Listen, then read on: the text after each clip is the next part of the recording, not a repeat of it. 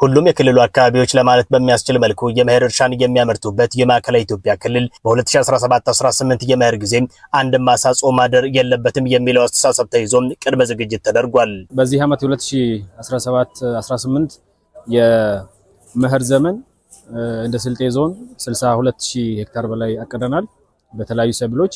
በዚህም የምርታማነት 3.2 ሚሊዮን ኩንታል እናመርታለን ብለን እንጠብቃለን። 5343 ሄክታር ነው እንደኛ ዞን አቅደን እየሰራን ያለነው። ከዚህ ውስጥ ወደ 2,226,000 ኩንታል ምርት ይጠበቃል።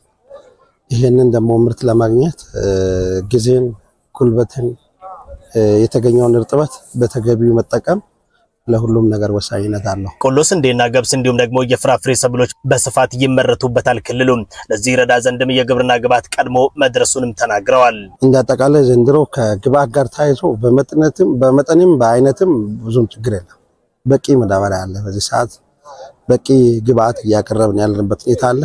ቀጣይ ይህን ግብዓት ወደ አርሶ አደሩ እንዲደርስ ተደርጎ ከአፈር ጋር ተቀላቅሎ አርሶ አደሩ ከድህነት ለማውጣት የሚደረገውን ሂደት የዞኑ ግብርና መምሪያ ሁሉም ሰራተኞች ማገዝ ይጠበቅብናል። መካናይዜሽን ቅድመ ዝግጅት አድርገናል።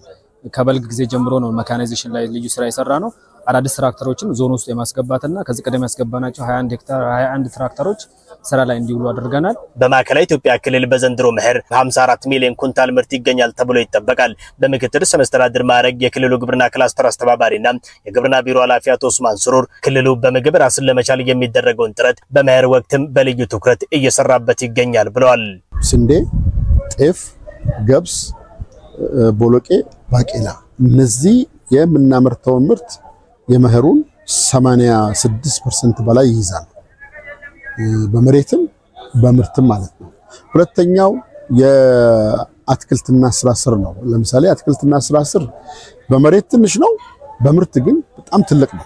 ግብርና ውጤታማ እንዲሆን በመኸር ወቅት ያለው ዝግጅትም ከዘልማድ እንዲወጣ የሚያስችል ቅድመ ዝግጅት ተደርጓል ብሏል። የታቀደው ምርት እንዲገኝም የግብርና ግብዓት አቅርቦት ላይ ቀድሞ መሰራቱን ያነሱት አቶ ኡስማን ሱሩር ይህ የምርት ሂደትም እንዲሳካ አመራሩና ባለሙያው ከማሳ ዝግጅት ጀምሮ አርሶ አደሩን በግንዛቤና በሚያስፈልገው ሁሉ ለመደገፍ አቅጣጫ ተሰጥቷልም ብለዋል።